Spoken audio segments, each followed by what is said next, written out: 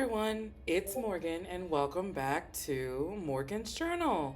Hi, I hope you guys are doing all right this week. Um, this week has been pretty busy for me. I'm just getting back from like a mini vacation. So, the first thing I wanted to do, obviously, was to build my budget for the next week. So, we are going to be doing the budget for March week 4. And then we have one more week, which will be our magic week. And then it's on to April. So we have our budget for work. And the amount we will be working with this week is $548, which is a little less than normal, but like I said, I've been in and out. Like I was sick. Next week's check, the magic month check, I will have been out of town. So my checks are going to be a little bit low, and then we should get back to normal later. So we're going to do rent. Oh, let's do our fixed expenses here. So let's do rent. That will be on the 1st. Water. We actually pay on the 30th. Electric, we just paid on the 19th. So technically this would be for next month. So we'll just do 4/19. And then Apple, which will be this week. I'm so bad with dates. So, all right, the 23rd.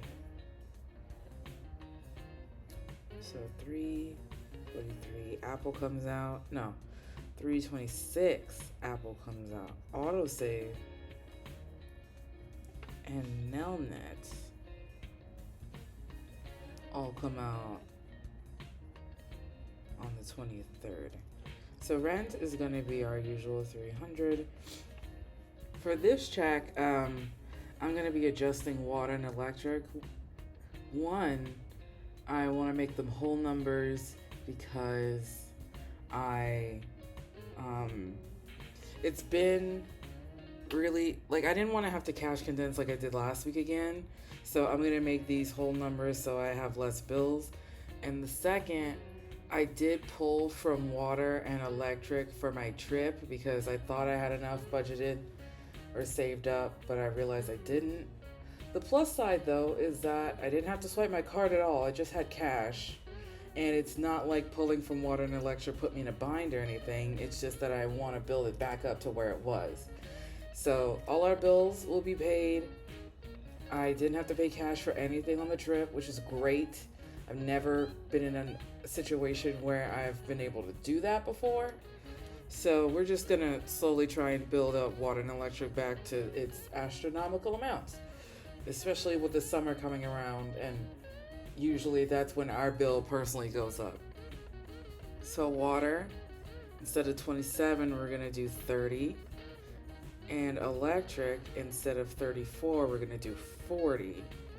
So I think coming up, I'm probably just going to keep these numbers the same. And even when our check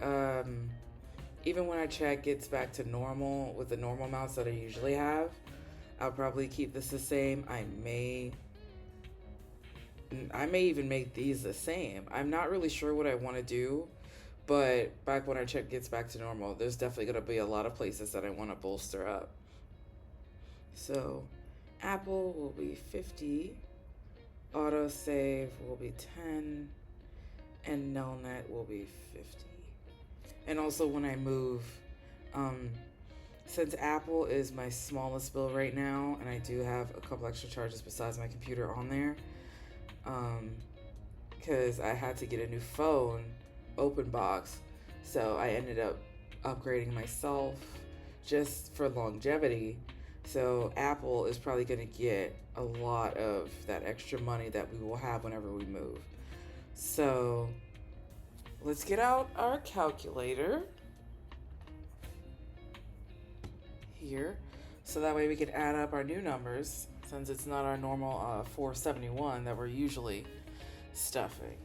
So let's do 300 plus 30 plus 40 plus 50 plus 10 plus 50 is 480.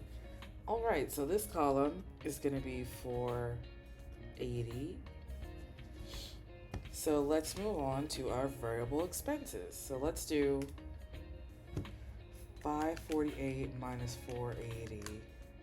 Wait, no, that's not. 548 minus 480.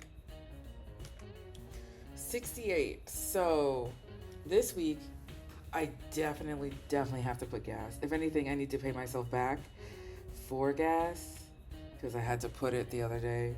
So I will take it out, put it back in, just because it's usually what I do for gas. So gas is gonna be 30. We definitely need groceries. So that's also gonna be 30 this week. I'm not gonna do miscellaneous just because of how tight it is. We only have $68. So this column is going to be 60. So that leaves us, because 68 minus 60, well, I can do it here. 60 is 8.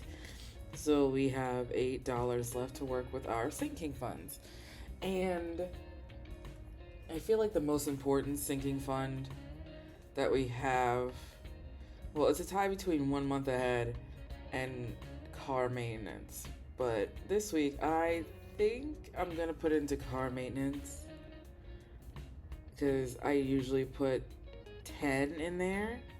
But this week I'm going to do 8. So if my wallet ends up having extra, I'm going to pull $2, put in there so it's 10. And then anything else extra we can probably put in 1 month ahead. Okay, so that's it for our sinking funds. So let's go to our cash stuffing section and fill out all our numbers to see what our denominations are going to be. So we have rent, water, electric, and like I said before, Apple autosave and Nelnet are auto debited from my account, so I don't cash stuff those. Gas, groceries, and car maintenance. So not too many this week, but we still need to cash stuff.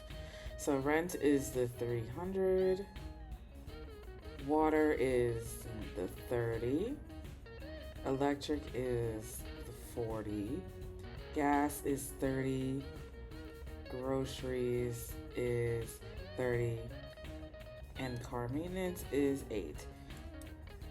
Okay, so let's do our columns. So 300 is going to be 3 100s. The 30 is going to be a 20 and a 10 for water. Electric is 40, so it's going to be 2 20s. Gas is going to be a 20 and a 10, which, like I said, I'm pretty sure I'm going to have to put gas before I actually go to the bank and cash stuff. So I'm going to pull it and then pay myself back, because when it comes to my variable expenses, that's easier for me to do. Groceries will also be a 20 and a 10 since it's 30. And car maintenance will be a 5 and 3 1s since that's 8. Okay, so we have 3 1s, we have 1 5, we have 1 2 3 10s, we have 1 2 3 4 5 20s. And we have 3 100s. So let's make sure our math is mathing. We'll add this column first. So let's do 300 plus 30 plus 40 plus 30 plus 30 plus 8 is 438. And so let's add these columns. So 3 100s is, let me write it here. It's 300. So 20 times 5 is 100. 3 10s is 30. There's 1 5, and then a 1. I think I should add another column down here. Did I get that? Oh, okay.